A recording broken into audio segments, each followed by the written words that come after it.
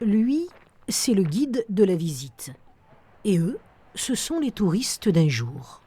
Pliez les genoux et où que vous soyez, vous allez voir des morceaux qui dépassent et qui ont des couleurs un petit peu différentes de la roche elle-même. Et si vous y regardez d'un petit peu plus près, on voit aussi des grains. Des grains uniquement visibles à la loupe.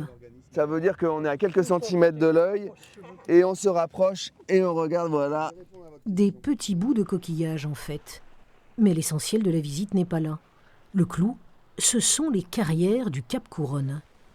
Les carrières là ont été ouvertes il y a un peu plus de 2500 ans. 2500 ans, ça vous parle? Les Grecs, regardez les traces que vous avez ici au sol. On voit des murs bien verticaux. Ça, c'est fait par l'homme. Des blocs qui ont servi à construire Marseille. Ces blocs partaient soit par la route, dont il reste ici la trace, soit Par la mer, donc les bateaux venaient à quai ici, amenés par la mer directement sur le chantier. Et sur le chantier, il peut y avoir une découpe. Vous regardez l'abbaye Saint-Victor, la mairie, le Fort Saint-Jean, vous regardez la tour du roi René, etc.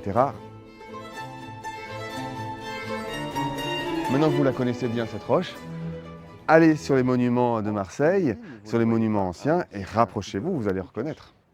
Les teintes, un peu roses. la visite s'achève dans l'enthousiasme. Notre guide, il est excellent. Hein. Non, mais c'est vrai. Ils ont fait quand même de très jolis monuments à Marseille avec cette pierre-là.